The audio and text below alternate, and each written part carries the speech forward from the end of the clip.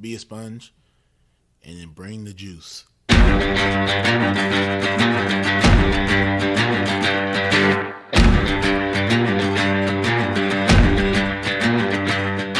By focusing on your improvement, by focusing on your progress, and eliminating any fixed mindset that you may have and acts of perfectionism, then you encourage your own mastery. On some level, we do what we want to do 24 hours a day. Now, sometimes it may not seem like that, but if I'm choosing to work instead of sleep, what I'm actually saying is keeping my job is more important than sleeping. I'm tired of this. I'm tired of getting beat. What can I do to get over this hump? So mentally, that's when I kind of put that forefront, like, hey, it's either all or nothing.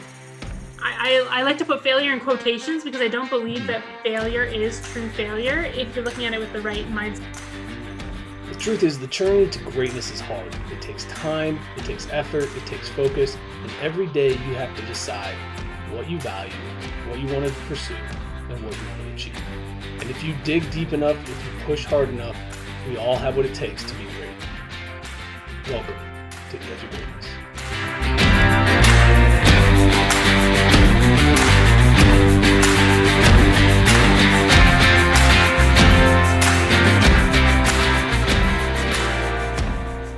Hello and welcome back to another episode of the Edge of Greatness podcast. I'm your host, Charles Schultz, and today I have with me a very special guest, a fellow podcaster, the host of the Danny Miranda Show, Danny Miranda.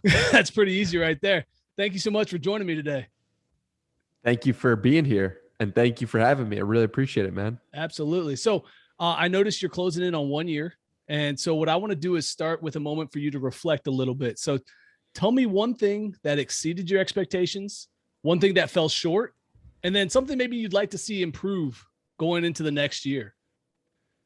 Yeah, I like that. Okay, so we're starting off with 3 different ideas. All right, so the first thing is about something that exceeded my expectations was the guests that I got on the podcast, meeting some of my heroes, talking to them, and just having a conversation with them was crazy. I did not expect to get Gary Vaynerchuk in the first year, Tom Bilyeu in the first year, and people like Kamal Ravikant, who changed my life directly with his book. The amount of people I was able to contact and connect with blew me away. Something that fell short, I was in my head thinking that by 1 year, I think I'd be able to get like full-time podcast sponsorships and all this stuff. And I way underestimated how difficult it would be to actually get that and to build an audience that way. So that was something that surprised me. And then what was the final question? Something you are hoping to improve upon going into the new year. Something I hope to improve upon going into the new year is having more clips for the podcast to get it out, shorter clips and timestamps, which I've been doing for every episode for the past 10 or so, and just really trying to make it easier for the listener because I've got the process on the back end figured out from my end. Now I want to make it as smooth as an experience as possible for the person on the other side. Yeah, I think a lot of things that people don't really understand is the amount of time and effort it takes to put out a quality podcast. And I think you do an amazing job of preparation. And for me, one of the things that's really interesting is you offer 3 interviews a week, but you always seem so prepared with each one. How do you manage that time to prepare for each one of these conversations that you have? Yeah. So one huge thing was while I was doing this for the year, I didn't have a full-time job. So that was super helpful. And just to be transparent about that, like anyone comparing themselves to me who's doing this is like, they're probably working or they might have some other stuff. I had a part-time job living at my parents' house and I was just grinding on this podcast and making it my number one focus. So that's how I managed to do it. But I just gave it my full heart, like every episode, I wanted a connection to be had between me and the guest. And the best way I knew how to do that before, the thing that I can control the conversation, was knowing their history and knowing them at a deep level. So they felt at ease and wanting to open up. And I just felt like it was a good thing to do. If I'm meeting someone who I'm inviting onto my podcast, I want to know a little bit about them and show them that I know them. So. Yeah, no, I think it shows in the way you interview. The preparation is absolutely there. You have genuine questions that are intriguing and really spark interest from a creative standpoint. So how much time do you typically put into preparing for one of your conversations? Yeah, this is such a common question I get, but I don't know. The Okay. crazy thing is, like, I've never like sat down and said, okay, I'm going to prepare for this conversation for 3 hours. It's more like, let me just go through some podcast episodes. Let me go through the things they put out. Let me go through their content. Let me go through their history. And whatever it is, because I'm inviting this person on and I'm enjoying them and I'm curious about them in some respect to invite them onto my podcast. So then it's like, let me go deeper on their history and what they're all about and where they came from. And so that's why it seems like I know them well. It seems like I'm prepared because I'm just curious about them naturally. And I think that comes through. Yeah, no, you mentioned curiosity twice in that answer. And I think that definitely shows in the way you interview and the way you present yourself. Where does that stem from? Yeah, the curiosity comes from knowing myself and getting in touch with myself. I was never a curious person before going inward, before meditating, before getting in touch with who I was and who I am. It's because once you go inward, you start to see all these things about yourself. You're like, oh, I thought I was this type of person. Why do I do things like this? What is going on? Why do I think things this way? And once you start getting in touch with yourself and asking yourself those questions, you also, I at least, wanted to get in touch with other people. Why do they think certain things? So the curiosity stems from going inward. So when did you start going inward? I started going inward almost exactly 2 years ago. And it started with 20-minute meditations in the morning, just first thing, put on that timer, no headspace, no app or anything like that. Just wanted to make it the first thing and a priority. And from that place, I was able to tack the rest of the day with more clarity. But for the first 90 days of doing it, I didn't notice any benefit or change from the meditation. Similar to like if you were to lift weights for 90 days, you might not notice for the first 45 that actually you were doing anything to your body. So I just did what I knew I was supposed to do without expecting anything from it. And I think that was a key component of the process of going inward that hopefully someone can take with them if they're on that journey or want to go on that journey in the future. No, I think there's a lot of value in starting to understand and learn who you are. So then I'm curious then, tell me about middle school Danny Miranda. Since you said this has only been 2 years, what were you like then? Since you said you weren't that curious, that wasn't what you were about. I've also heard you say that like you've recently gotten more into the exercise. So obviously I think you're a completely different person now than you were then, but tell me, am I wrong? Middle school. Okay. So we're going to middle school. I was really interested in sports. I was really interested in, I would say that I was I was friends with a lot of different people. I wasn't really, sports was like, I think the basis for the personality. It's like where my mind goes to initially. Mm-hmm. But I wasn't particularly, I wasn't really developed as a human being. And I really need to reflect on like what I was actually like and spend more time on that, because the answer is I don't really know. Well, it's interesting because you said a few things that make me think you were actually who you are now, but in a less developed sense, because you said sports and you like working out now. And you said you had lots of friends, which is part of the communication piece, and you like to communicate. So it sounds like there were some roots there, but they weren't fully formed. Definitely. And to bring that analogy a little further, it's like, I also was starting a blog at that time, 13 years old, where I'm buying blogs on how to be a pro blogger, like by Darren Rouse, and just books like that. I found Blogging for Dummies, which was a book I bought in 2008. I was 13 years old. So there were signs, right, that something was going on here, that I was going to be this person, but I didn't really stick to anything. I didn't have the discipline component to it. And I would start a blog and be like, this is the next big thing. I'm so excited about it.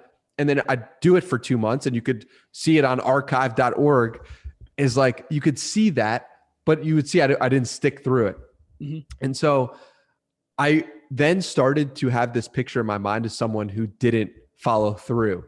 And I think that stayed with me for a long time. The idea that I couldn't be someone who completed things or did things when they didn't want to do them. So Yeah. I mean, it's really interesting, but I need to further develop it and think about it. Was there a moment where it finally clicked that you can follow through and finish? Because I feel like you're different. You're a much different space now. Yeah. I mean, for me, the big one is 75 Hard, the program I did. That was 75-day program by Annie Frisella. And it's just doing 2 workouts a day, taking a progress picture, drinking a gallon of water, following a diet, and reading 10 pages of a book. And if you do those every single day, no questions asked, no alcohol, no cheat meals, no nothing.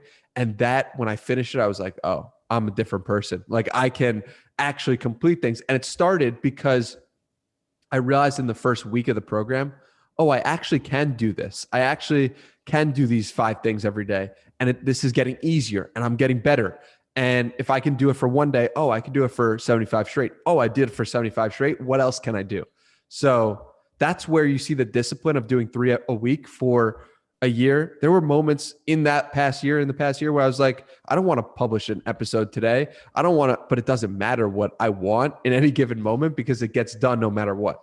And I think that's such a key piece.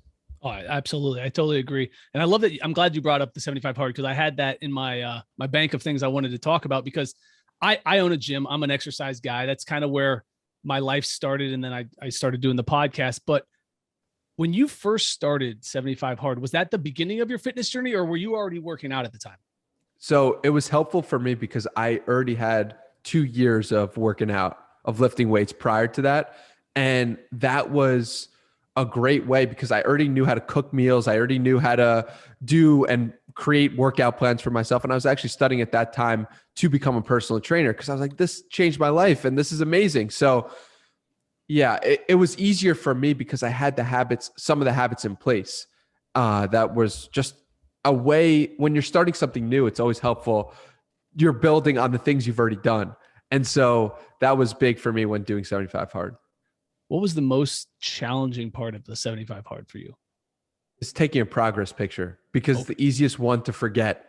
And it's so easy to say, oh, it's so small, it doesn't matter. And then the amount of people I know personally who have failed because of the progress picture, it is by far the most task that someone fails at. And it's crazy because you're like, oh, what? That's the smallest thing. But the crazy thing is the small things make up the big things. And it matters just as much as doing the 2 workouts. And it matters just as much as following the diet. It's like, and it's black or white, right? Like you either did it or you didn't. Yeah. And so it's very easy for someone to say like, oh shoot, I forgot the progress picture that day. Oh so. Yeah. No, I mean, I think it's easy for us to overlook the little things. That's definitely the most common thing that I hear from people who I talk to who have achieved some high level of excellence and different things like that, is the little things that add up and they matter most. During your conversations, is that something you've picked up on, or is there something else that kind of stands out beyond that? Yeah, I would say that for my conversations for the podcast, people just are very happy of what they're doing on the day-to-day. They're doing things that they picked for themselves in some capacity, and that is giving them joy and energy that they're able to look at and say, oh, wow, I really am enjoying my life and I'm willing to work hard at it, but I'm also enjoying it as well. And yeah, I mean, many people have talked about the little things being big things, but it's the common trait that I found is just like a love for life because of the work that they've chose. I got you. I'm curious now, what made you shift into a world of wanting to exercise more? I know we're sticking on the exercise a little bit more than I had planned on, but it's interesting to me to see that evolution for you, because you post a lot about exercise and it being something that you think young people should do more of and schools should implement. What part of that kind of brings that to you? Why is that so intriguing to you? Because it's the building block for all my success, my quote unquote success. I feel successful because I am able to do today what I'm trying to do in the future.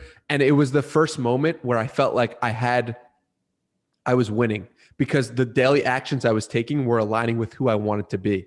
And I remember so distinctly, I was working this part-time job, or this job in the summer, rather. It was a full-time job in the summer. And I'm driving home, and this was a job in sports, and I thought I was going to go into the sports field in some capacity.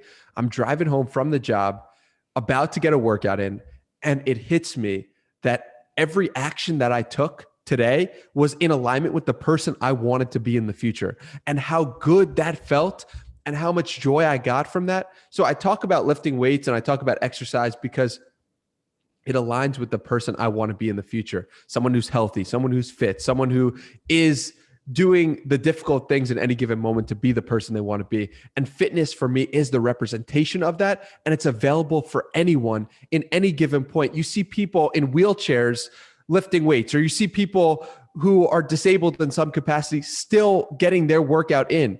And because it's open to everyone, it makes me want to talk about it more because it's really changed my life in such a dramatic way.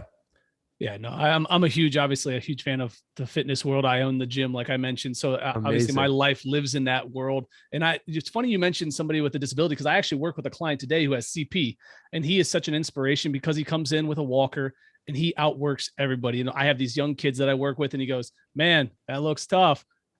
I guess it could be worse." And it's one of those eye-opening things that these kids see him working his butt off, and they're like, you know, I might be able to give a little bit more. I might be able to do a little bit of this. Yeah, you're inspiring. Okay, I'm going to go harder. And it's such so an awesome crazy. thing. It's so crazy because I talked to Anthony Ferraro for my podcast. He's a blind judo Olympian or Paralympian. And he blew my mind when he said the harder because he couldn't see what other people, how they were working. And so when his coach talked to him like, dude, you're working so hard, he didn't even know that his level of work ethic was higher than everyone else's. He would just wanted to be known as the hardest worker in the room. And he couldn't even see what other people were doing. And so thinking about that just really made a huge impact on me. I love that. Because when you don't get blinded by the distractions in the room, it's a lot easier to dig in hard and do what you need to do. I think exercise also plays into the success part of things that people have down the road, because you have to put in work now for something you can't see tomorrow. Yeah. How do we help people understand that, like, the exercise piece and what we enjoy from the exercise world applies to them on anything they pursue? Because the work you're doing today isn't going to show up tomorrow, but in a month it might. In 2 months, you're probably going to see more. A year from now, you're really going to see it. So how do we help get past that I want to see results tomorrow mindset that I feel like we have too much of today? Yeah, I think that it starts with accountability and also having someone on the journey who is 5 years ahead of you or 10 years ahead of you or 20, because they'll keep your expectations in check and let you know, listen, like what you did is great just now and you have far to go to where you want to be. But when you've never lifted weights before, it's really hard to figure out that person's body. How long is that going to take? You know, what's that? You know what I mean? So it is crazy that you need to have the standards from someone who's been there and done that. And it's like, what does 10 hours of meditation do to someone? What is 100? What is 1,000? And these are all things you learn as you progress on the journey of actually doing it, but you couldn't possibly know if you are just starting for the first time. So that's why it's like people expecting certain results at certain times. It just might be naive, like from their perspective, and okay, because they're just jumping into, they don't know if someone looks jacked, if they're going to look like The Rock in that amount of time. Sometimes our impatience comes from just not knowing and not being in there. So having someone further along the journey to guide you, to hold your hand, for you to ask questions to, is such a helpful resource. Who's that person for you right now? Yeah. So along the journey, I've had these people that have been such important models for me and role models and people I could go back and forth with. The first one was Mike Vacanti, and Mike Vacanti with fitness. I hired him to be my personal trainer, online fitness coach. And he works with Gary Vaynerchuk right now. And he's just a top-notch dude who I just noticed his intent. I looked at his body. I said that he has a sick body and like, I would love that, but you know, how do I get that? Like, and a similar frame to me, similar height. And so I said to myself, okay, like that seems achievable if I put in the work. I looked at him and we went back and forth, answered all my questions. It's so funny looking back on that. Like when you're just starting out, I have those emails. I'm so grateful I do. Cause I'm like, what's the difference between a protein and a fat? What's going on? And so simple questions. and he was super helpful. For meditation, it was my friend Tej Dosa, Comedic Bisman on Twitter, who just was able to, like, I was able to say, look, I did this meditation session. I was going crazy. What was happening? And then I would progress and I'd be like, yo, like, this is crazy. I'm now noticing things. So different people for different things. And just whenever I start something new, it's so helpful to have that person in your corner that you could just go back and forth with. Yeah, no, I definitely think having that mentorship kind of relationship is valuable. Are you currently that person for somebody else? You know, I'm sure I am. And I'm sure there are people who I'm texting with back and forth and I'm friends with who I'm inspiring, meditating or working out, whatever it may be, or podcasting. But it's like, what's so amazing about these relationships is that when you're not paying for someone, it's just a friend. It could just be a text here and there. And to you, it just could be me responding. But to them, it might be really important, the response or my feedback. And so sometimes we don't even know the role we play in other people's lives. I definitely talk about these things on a day-to-day with a bunch of different people. I don't know if they consider me a mentor. I don't know. You know what I mean? It's just, I'm a friend to many people about all these topics, and I'm open to giving advice about anything I've done because they're so foundational to who I am as a person. I think that's an awesome thing. And I think you're absolutely right. And in today's day, with the accessibility of people through social media and things like that, and being able just to reach out, I've obviously had several conversations with people about my podcast. And one of the person that's really helped me along the way is Joe Ferraro. I think we actually met on one of his little, Clubhouse talks you were on. I was in that too. When it was months ago. And it was one of those things that's where your name kind of stuck out. And I was like, you know what? I need to reach out to him and get him on. But I don't think he thinks of me as like a mentee or anything like that. It's just a relationship. And it took courage for me to obviously reach out and ask him questions. When you were starting your podcast, were there doubts? Did you have negative thoughts in your mind, or where did the courage come from to reach out to these names that you are now spouting off that you've had over the last year? Because obviously that's not an easy thing to put yourself out there. So where did that courage come from for you? Yeah, for me, there was a moment right before I published the first episode. I had 20 recorded, but I published the first right before I published the first. And I said, does the world really need another podcast? Do I really need to put myself out there in this way? Am I just another voice? Like, should I really do this? And then I said to myself, no, this is true to me because of the conversations I've had. This is a joy for me to do. And I would do this even if no one was watching. And so because it came from that place of purity, for me, I was like full steam ahead. If we're going to do this, we're going to do it all the way. We're going to post 3 a week. We're going to go, and just get on that treadmill, set it to a high speed and just run. You know what I mean? So that is the approach that I took. And that's where I found the courage, because I knew that I was putting in the work and I knew I was striving to get better. And I said to myself, I have huge aspirations for this. I want to take this to a massive level, to a massive place. And I want to record those first 20 and record a little bit after. I also had myself in my head. I said, I don't want Joe Rogan or Gary Vaynerchuk on the podcast right away. I want to get better because I'm playing a long-term game. And so that when Gary did come on after 3 months, I was a little surprised and obviously excited about it, but I also was planning for that to happen in 2025 or, you know what I mean? So it's something that I was playing such a long game in my head that it gave me the courage to ask, because I knew that if I asked someone to be on the podcast today, I would still want them to be on the podcast 5 years from now. And it was just a way for me to just take that first step. Yeah. I love that response right there. And you mentioned a couple of things that intrigued me in that answer. First was you set the treadmill at a high speed, and 2, there was a long game. And it made me think of 2 conflicting things that I've heard recently. And one is life's a marathon. You got to pace yourself. But then I also read Tim Grover's book where he said, yeah, but marathoners sprint a marathon. So it's a series of sprints to get to the end of the race. So how do you balance that marathon mentality with the sprinter mentality? Or does that mean anything or resonate with you at all? Yeah, I think about both tremendously every day. It's like I'm sprinting. I'm doing as much as I can in this moment to get myself to where I want to go. I am on Twitter Spaces. I'm connecting with people I find interesting. I'm calling them up. I'm just communicating. And when I realized that my joy comes from communication, that's really what it's about. It's not about podcasting. It's not about tweeting. It's not about writing. It's not about recording videos. It's about communicating in general. And that was such a key moment for me because that made me sprint in the communication aspect of it. I'm communicating with you right now. I'm communicating with other people when I'm tweeting and whatever it may be. And so I also know that I have big visions for where I want to take it. And I have the marathon of recording a podcast at Madison Square Garden with a sold out arena of 19,763 people and being in that arena. That's my vision. That's where I want to go. And I've said it before and I'll say it again, right? And that's a marathon to get to that point, but it's also a sprint every day. You can't get to that marathon, that 26.2 today. There's no way I'm going to sell out Madison Square Garden today. It's just not going to happen.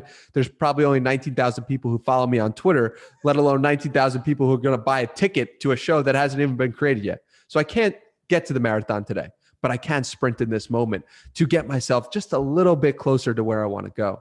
And that's how I think about balancing it. It's just about the day-to-day, going hard as much as you can, giving yourself, like, it's okay to take a break. It's okay to take a water break and it's fine. But I also want to get to that point as fast as possible because I know what I can achieve in this world with a platform that big. So yeah, it's a matter of balancing them by keeping the vision in mind while also doing as much as you can in the moment.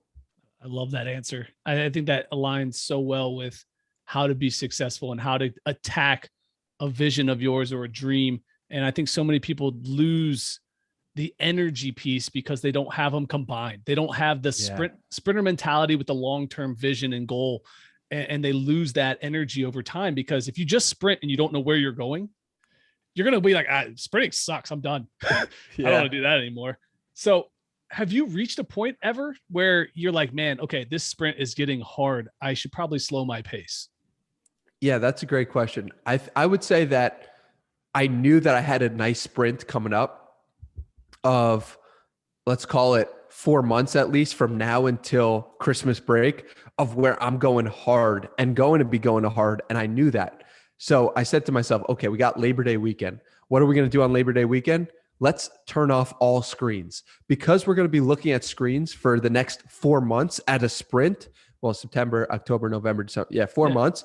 And we're going to be sprinting all of September, October, November, December. So let's put away the screens and just go inward for 3 days. So that was an example of that. I love that. And that's awesome. That's a fantastic way to do it where you can kind of set yourself up for the next big sprint. It's like you see the hill in the distance. You're like, all right, conserve a little energy. And when the hill gets here, we're going to hit it hard. And I think that's such a valuable piece.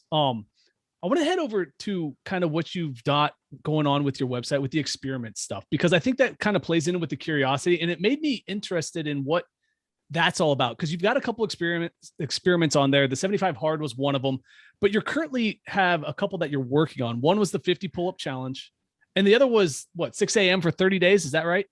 Yeah. Okay. Talk to me a little bit about those. What's that all about? Yeah. So I actually need to update the website because those experiments are a little bit outdated, but that's on me. And the reason why I did both of those, the first, the pull-up challenge, is something that has not been completed yet. And I kind of shifted gears and said to myself, I'm going to run a marathon instead. And the pull-ups might be what it is. And that's a tackle and a job for another day.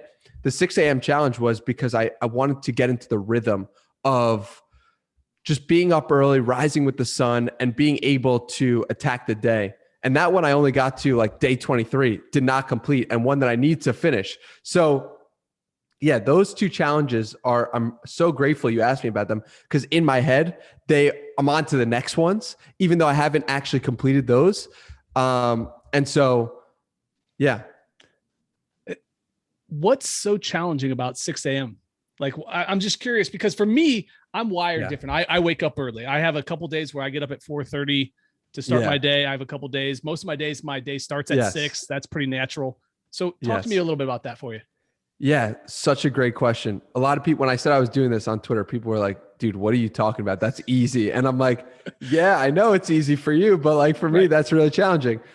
The thing is, I live right now in the city, and prior to that, I lived in the suburbs. And my brain is wired at least at this point in time, to go to bed at midnight or 1 o'clock because I'm on screens. The lights are on that late. The city is bumping. The city is moving. And so I wish I was closer to nature, and I believe that would balance out the circadian rhythms, but I'm not. So it's very difficult for me when you got the cars bumping and blasting till literally midnight to wake up at 6 a.m. And I think it's a function of where you live is very tied to when you wake up and when your body wants to go to sleep. Yeah, no, I mean, remember before we hit record, we heard the sirens in the background and New York's going nuts. And I'm like, man, this is kind of wild because you never hear that in your recording. So I didn't have any idea that New York was where you were located. But then you hear all that and you're like, I could see how that would be a challenge to try to go to bed, get quality sleep, and then wake up. Do you find that sleep is challenging in the city? Yeah, sleep is challenging in the city. And when I get to a point, I'm going to not relocate, but take a vacation to another place that's closer in nature, that I feel that energy, because that's such an important piece that is sometimes missing from the city, and it can screw you up. And so I'm cognizant of that I need that break and need that nature. And sleep is something that I'm awful at in general because I have so much energy. I'm so excited to get after it. And then like I have to stop. Like, what do you mean? And so I'm trying to get better at it, but it's definitely a point that needs work from my point of view. Do you feel like the meditation and mindfulness stuff that you do and practice helps you with the fact that sleep is a challenge? Yeah. I mean, I think that you would think meditation would help me with sleeping because that seems to be correlated, but it doesn't. I meditate in the morning and afternoon and sometimes at night. It doesn't necessarily help me get to sleep, but I guess I got to try some new things. And does it help with the energy? Like the lack of sleep and then the meditation kind of almost helps because you don't sleep as much. The meditation almost works as like an energy drink for you to kind of get you going and fire through the day without feeling like, man, I just haven't slept well. Yeah, definitely. No, and I don't ever say to myself, I don't sleep well, or I'm not a good sleeper, even though I might have just said it earlier. I don't say, my mental dialogue doesn't say like, oh, I got a bad night's sleep, so therefore I'm going to be tired or angry or whatever. I say, okay, like, you know, I don't feel great right now, but it doesn't matter. Like, I'm still ready to attack. Like, we got one life and one day right now in front of us. Let's do the best we can with what we've been given. And so it doesn't really go in my head to blame sleep as an excuse not to work or not to give it my all on any given day. Yeah, I actually read one of your tweets earlier that you said you were reaching out to an author and you had received a message that she had passed away. Yeah. And that what you messaged, you just said, where we have one life, we have to live it with purpose and fully. It just resonates so much because especially right now in the time that we're living, where things are just so uncertain and there's a lot of bad going on, that energy and that focus, I think, is valuable. But when you heard that news, did it give you kind of a boost of, man, I need to dig in more, I need to do more? Or did it kind of resonate with you from I'm going to serve you by living my life stronger when you heard that news? Yeah. Dude, I was so taken aback because I'm reading this book that's published in 2017. They mentioned this author, and I'm saying to myself, I would love to have this author on. This is a great quote. This resonates with me. And let me reach out to her. And then I go to her Twitter page and I'm seeing she passed away from lung cancer. And I'm like, man, like, I gotta reach out to more people. I gotta talk to and have conversations with everyone I want to talk to because this life is short. And that was the first time that it happened to me. No podcast guests that I've had on have passed away. Thank God, so far. But it's like, you don't know. But that's the beautiful thing about having a podcast. It lives forever in the sense of it's there. My kids can see it. My kids' will be able to see it. My future kids, it's just like when you have something that's able to be time capsuled like that and it will last forever. It's like, that is something that I wish I could have with as many people as possible. And so I definitely took me aback and just made me want to just have more conversations with more people and people closer to me and everything like that.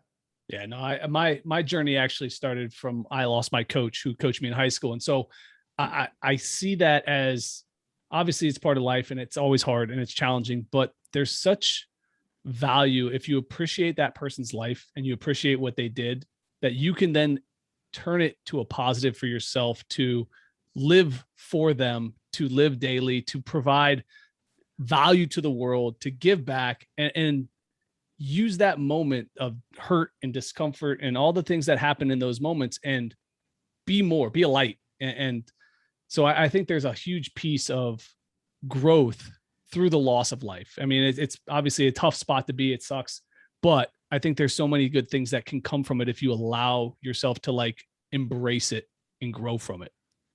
Yeah. I mean, the only real loss I've had in my life is from my grandmother, but it's like, it's crazy how much just this podcast guest, who I was only connected to because I had the idea of wanting to have her on, really hit me.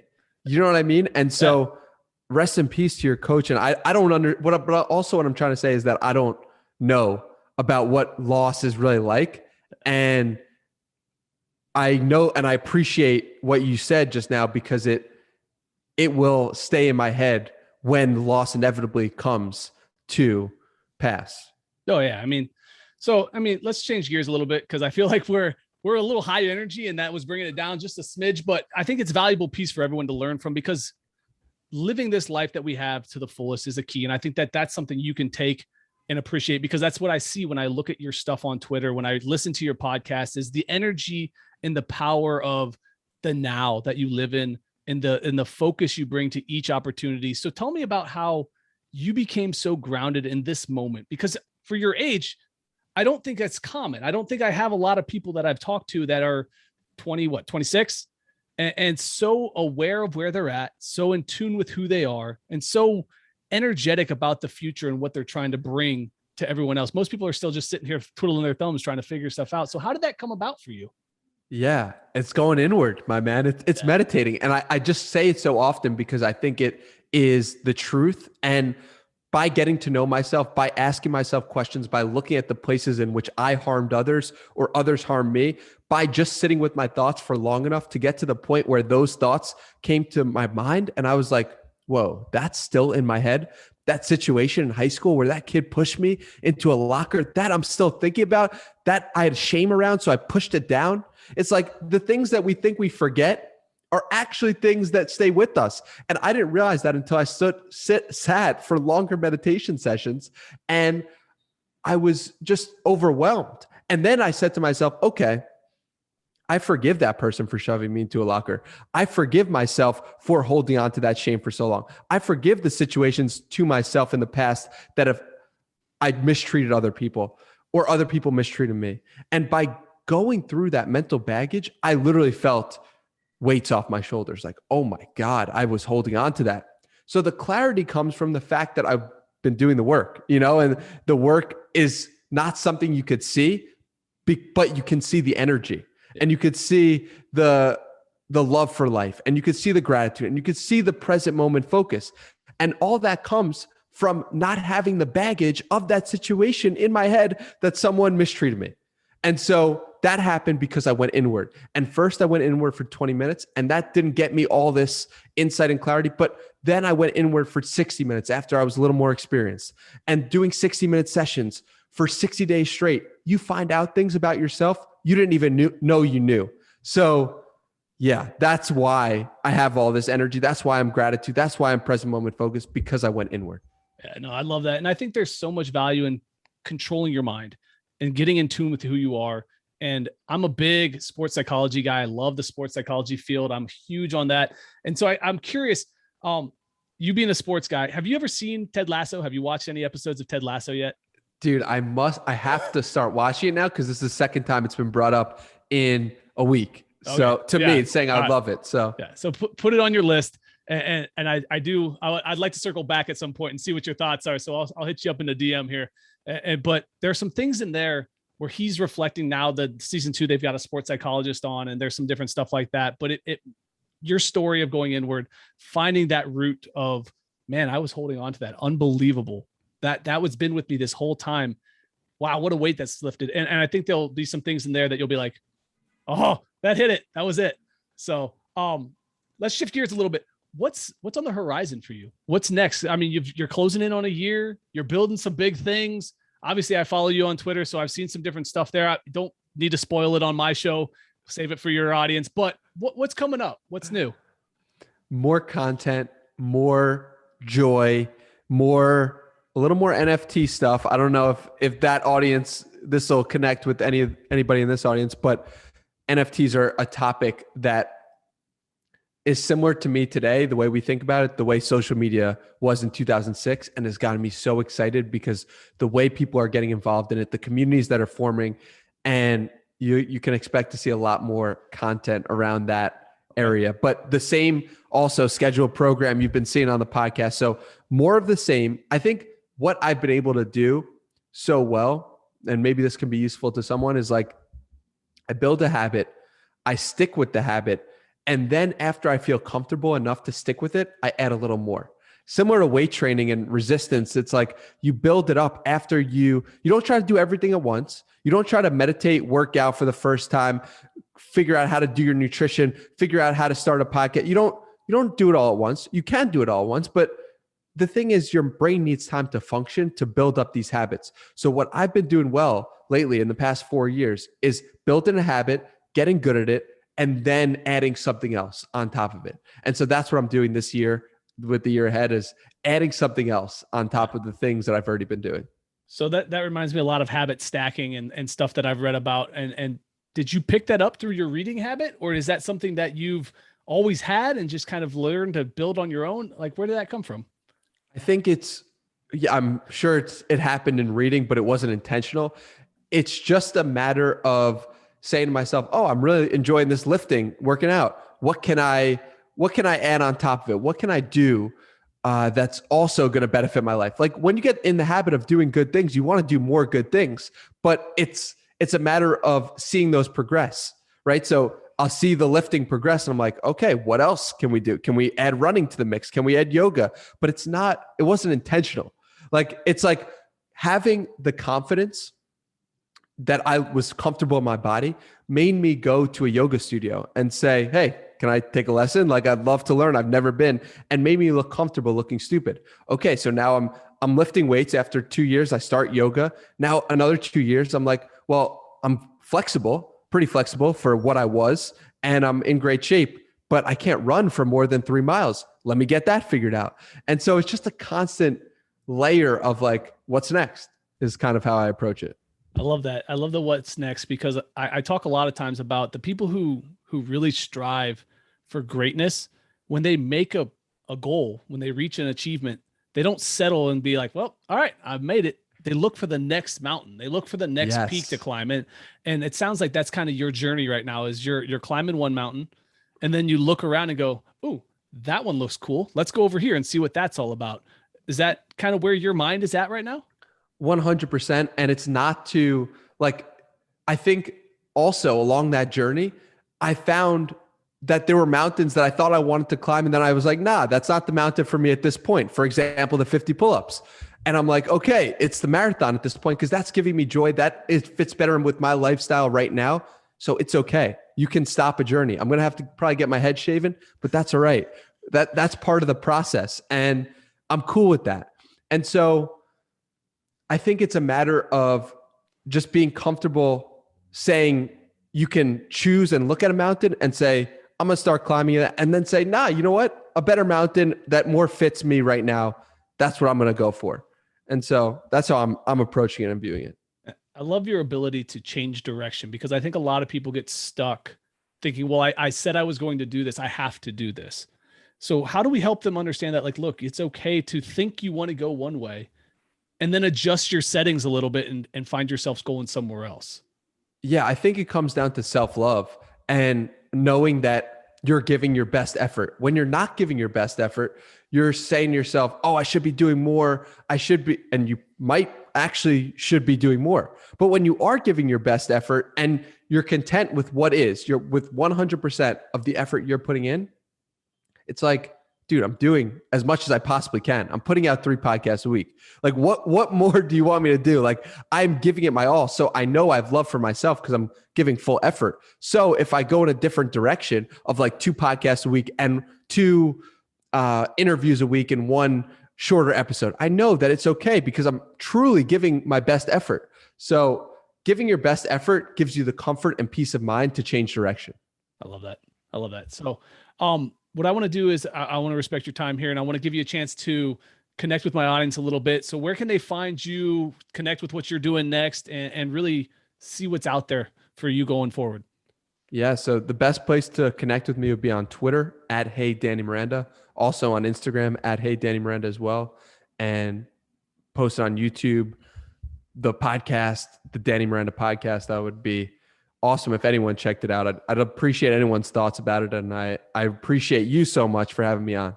Oh, yeah, absolutely. It's been an incredible conversation. Like I said, I love your energy. I really enjoy what you're doing with the podcast. You've had some incredible guests and awesome conversations. I've actually tried to connect with a few people based on your interviews because I was like, man, that guy's interesting. I want to know more. And so it's been fun for me to kind of be a part of your journey because I kind of started just around the same time as you. And it's fun to see the trajectories of how we're doing things differently, but being able to connect in that kind of way. Yeah, you're an incredible interviewer. I really enjoyed this because I spoke about some things I never spoke about before, made me think and question. And I'll be going back to this episode to review and look about what you did. And I'm really grateful for that. So thank you. Oh, I appreciate it. I appreciate it a lot. Thank you so much for your time. Hey, as always, guys, keep reaching for the stars, fall flat on your face. But remember, whenever we fall, always get up. Thank you for joining us today on the Edge of Greatness podcast. If you haven't yet, please take a minute now to subscribe and review our show. Join us again next week as we continue to dig deeper into the key components of greatness. The path to greatness is never linear, so remember to keep pursuing greatness no matter what. Keep stretching your abilities, reach for the stars, and fall flat on your face. But remember, no matter what happens, whenever we fall, always get up. Until next time, I'm Charles Schultz, and this was the Edge of Greatness podcast.